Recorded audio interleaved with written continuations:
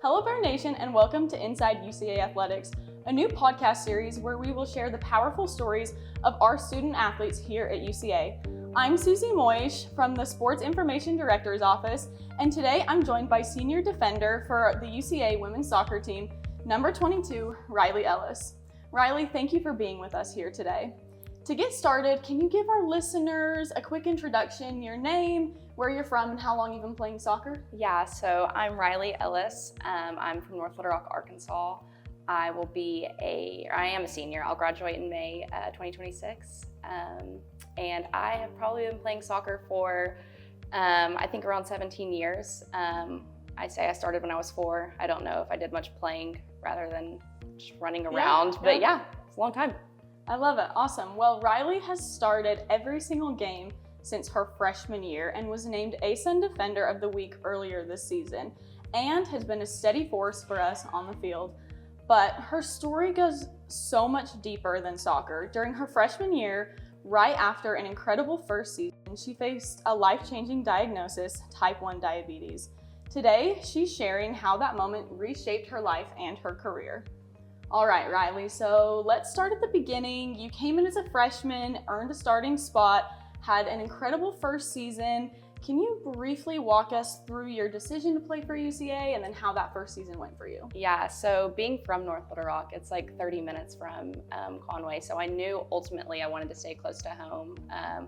Never really thought of going out of state, so Conway was just kind of like the perfect place for me. I loved the small town feel, but it also feels like just a big community. So yeah, when I came on my official visit, I met Jeremy and Derek, and they were just so welcoming. The team was amazing. You don't get a lot of, in a collegiate team, you don't feel like you have a lot of like same personalities, but something about UCA, all the girls just mesh and just get together so well. So yeah. That's awesome. How did your freshman season go?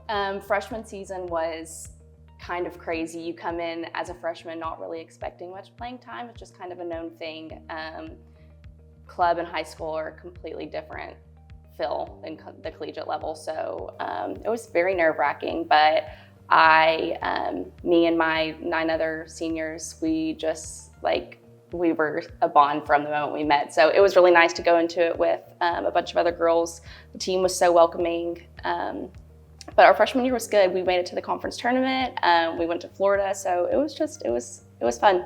Okay, girl, awesome. So it's clear your freshman year was a huge success, but right after that first semester ended and the season wrapped up, you got really sick and started experiencing some scary symptoms that actually led to your diagnosis. Will you kind of walk us through how was it for you in that moment? Yeah, so it was as soon as we pretty much ended season, we played up until end of October, beginning of November, and I probably had a month until I really started experiencing symptoms.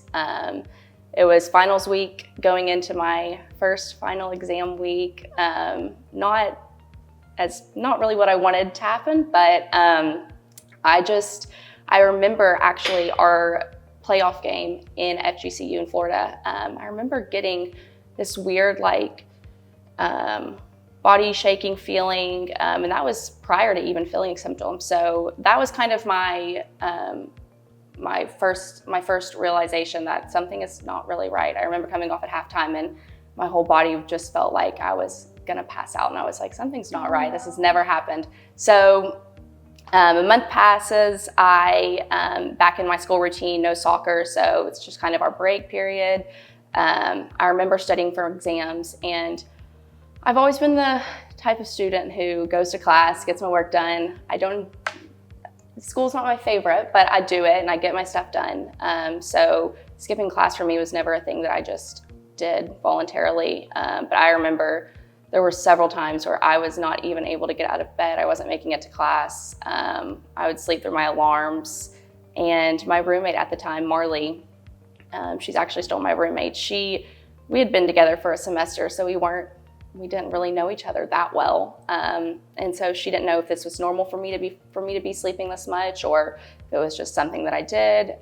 So she wasn't really concerned, but it started getting worse when I was drinking like insane amount of liquids. I was using the bathroom like every 10 minutes. I would wake up and I would fall into things, and just symptoms that I had never experienced. So I didn't know really what it was. That's one of the things that I think is really important as a type 1 diabetic, is symptoms like that aren't talked about enough. And so we don't know what the warning signs are. So I was not aware. It's never been in my family. I ended up losing my vision. I had people driving me places to get dinner. It was just symptoms that were out of the ordinary for me. So I didn't know what to think of it. Yeah. So after you lost your vision, what was your plan after that? So I started realizing that I was not able to see how I normally was. I always had kind of not the best vision, but when somebody was standing in front of me, I couldn't make out their face. So that was like number one, something's not right here. So I told my parents, and they instantly took me to the eye doctor. They were like, well, maybe your prescription's messed up, maybe it's changed, we need to go get that looked at. So, I mean, I don't know. We thought that was the best thing to do. So we went to the eye doctor. If I can remember correctly, I think it was pretty late at night. It was like something that I had told my parents. I was like, this is not just a prescription change, like something's wrong. So we went to the eye doctor late at night, and we got there, and the first thing that my dad told me when we left, he was like, has this been going on? Like, the eye doctor said there is no possible way you should have been driving. Like, that's how bad my prescription was. So I got new contacts, I got new glasses, I got everything that you would want to leave the eye doctor with if you needed a new prescription. And come to find out, it had been a sugar film over my eye. So my blood sugar was so high that it had completely messed up my vision. So come to find out, I did not need those contacts or glasses. When my sugar went down, it fixed my prescription, or fixed my eyesight. So yeah, we then went and got blood work, and realized that my blood sugar was pretty high. But I knew something was not right, and so did my mom. And we went and got that blood work, and they really didn't want to test me for anything. And so that's when my mom kind of stepped in, and she was like, we're not leaving here until something is done. And so I think that was probably the most important thing out of this whole entire process, is because if I would not have gotten blood work done that night, who knows what would have happened. So yeah, awesome. So you went to the doctors, you got blood work done. Yeah. When you got your official diagnosis, what changed? What was going on through your head, and then what in your daily life shifted? So after we found out what happened, how did things start to change after that? Yeah, so it's a completely different lifestyle that you have to take on. I remember getting back to the dorm after I had gotten my results and everything had been figured out. I had stayed in the hospital for 3 days. So after those 3 days, we went back to my dorm. We grabbed all my stuff. It was Christmas break at that point. So I thank God that it was Christmas break, because I could not imagine having to go back to school immediately and having to learn how to give myself injections, learn how to manage my blood sugars and my carb ratio. So basically, I just pretty much learned how to restart my daily lifestyle. From every single time I would eat a meal, I would have to count carbs. It's called carb ratio. So however much carbs I'm eating, that's how much insulin I give myself. So it's math in a way, but it's pretty easy. But just learning the basic, easy everyday routine lifestyles that you wouldn't think you would have to do. It's pretty much, I had to relearn all of that. So yeah, wow, awesome. So of course, managing your diabetes brought a lot of new physical responsibilities, checking that. But I also want to talk about the mental side of this. So why has mental health become such an important part of your journey, both with your journey with diabetes and as well as in your personal and family life? Yeah, so like I said, diabetes takes a huge toll on the physical aspect. It's draining on your body when you're high and you're low, but it's also huge on your mental. I didn't realize, but diabetics have to make I think there's a stat or a percent, it's like 1,000 more decisions a day than a normal person does. Just knowing when to give insulin, if I gave too much, if I gave too little. So there's a lot of factors that go into having diabetes. And it can be draining. It's hard knowing when I need to eat before practice, knowing when I maybe need to let off a little and not eat so much. It's just a lot of factors that play in, and sometimes you can't help the outcome. I mean, I tell my mom every single day, diabetes is a roller coaster and you're never gonna get the same thing every single day. I could wake up one morning and my blood sugar be 190, which is abnormal, and I just have to tell myself, I don't know why it's that, but I'm gonna get through it. And then I could wake up one day and it be 70, which is perfect. So it's a roller coaster, and I think that's what really goes into the mental aspect. Is it's kind of exhausting not knowing why or the unknown. But yeah, so I think mental health is super important, not only in diabetes and athletes, but just in the world today. I think it's something that's not talked about enough. I think it's kind of awkward. It can be hard to express emotions, but it is important to me, because going into my senior year of high school, actually, so right before I was coming into college, I actually lost my grandpa to suicide, and that was something that I never expected, or even like really kind of thought would happen to me or could happen to my family. But it's so common, and it's just, for as common as it is, it's not talked about enough. And so I think that's something that as athletes, we need to start talking about more, and as programs. Being a college athlete is extremely stressful and exhausting, and but it's also fun. And so with those highs, there's lows. And so I think mental health is something that just needs to be talked about and explained more. I agree. I'm really sorry to hear about your grandpa, Thank but you. I'm really happy that you're able to realize like how important that is. And I think we can both agree that mental health isn't talked about enough in so many aspects, but especially for athletes. So with that, from your experience, what have you learned, through that, and what are some ways that you, as a diabetic athlete, have been taking care of your mental health? I think it's extremely important to realize when maybe you're off, or when your friends are off, and just recognizing that. I know that my roommates and my mom and dad, they instantly know if my blood sugar is low, they know if it's high. So I think that's something that's really been like kind of something special to me, that is not maybe something that I want people to recognize about me, but when people notice that I'm acting off or I'm acting weird, it's just kind of like, it's something that kind of excites me in a way. I'm like, oh, so they notice me. I just think noticing when your mental health is off is something that's extremely important, especially when we're so busy throughout this season of sports, and when your season's in progress. I think just recognizing that. Yeah, no, I totally agree with you. And so you've mentioned, having both, recognizing that through your friends and your family. And so is this kind of your support system? You've mentioned, your support system before. Can you share what it looked like through your diagnosis, and then how that transition followed, and how they were there, through that, but beyond just checking and then So my mom and dad, that's another reason that I'm glad I picked UCA, is because they are close to me. And so anytime I need medication, my insulin, or my devices that I wear, they are getting it to me within a day. I actually had, my mom drove up to me. She made the trip to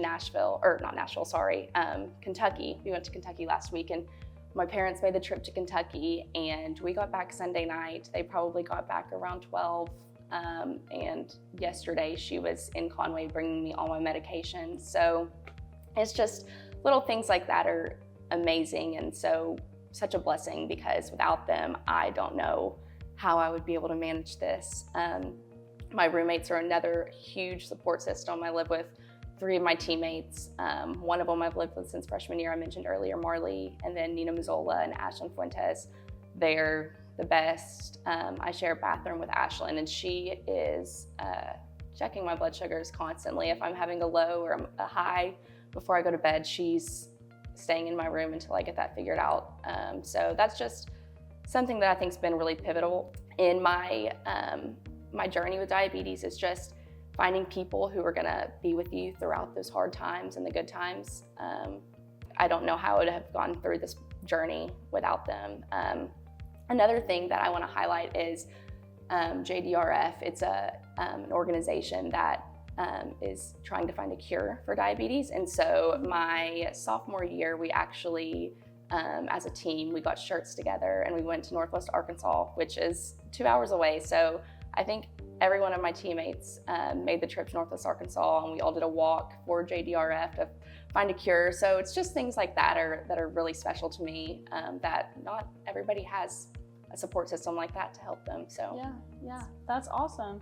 So what are some of the opportunities that your journey has opened up for you to grow that support system beyond just UCA, especially within the college athletics world? Yeah, I think it's super important to be able to find people that also are kind of struggling and in the same boat as me. Obviously, no one on my team has diabetes, but it's given me the opportunity to reach out to other collegiate athletes that are like in different states all the way across the country that also have diabetes. I remember my first travel trip, I reached out to a girl. She has had diabetes, and she had been diagnosed with it for a very long time. And she gave me the rundown on how to travel on an airplane with diabetes and all my medical devices. So that's something that's really cool, is you see people that are in the NFL, that are in professional soccer players that all have diabetes. They're all struggling with the same thing. So it's just cool to see how they handle it and their journey with it. So I think that's been a huge opportunity for me, is just finding people that are like me and that are going through the same struggles as me. Yeah, that is really cool. So I love that you've been able to find the good in your journey. I think that's really important. So when we've talked before, you had told me if I were to give somebody coming into college, not only an athlete, but anybody, advice, it would be to find a support system, find friends, and latch onto them. So beyond just your team and your family, how else have you been able to do that here at UCA? Yeah, so I think it's super important being able to find other people that are not just in your close circle. You want to be able to step out of your comfort zone sometimes, especially when you are with your team 24/7. It can feel like a lot. It can feel kind of overwhelming sometimes, especially in your season.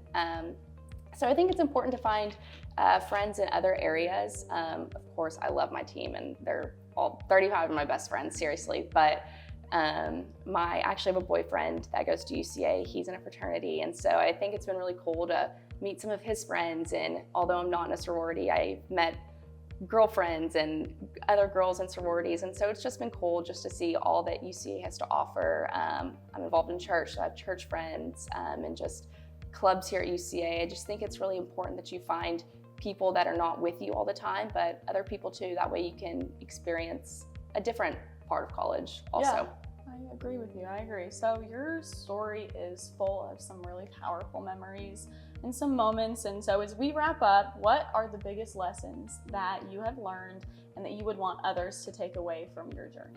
Yeah, I think with the loss of my grandfather and then diabetes happening within that year, I think it was just a year of being resilient, and I had to get tough really fast. And so I matured, I think, a little faster than I would have liked, but it taught me how to be strong in that situation and just how to really persevere. So I think that's something that I've really learned. And I also want to mention that being an advocate for yourself is something that's also is super important.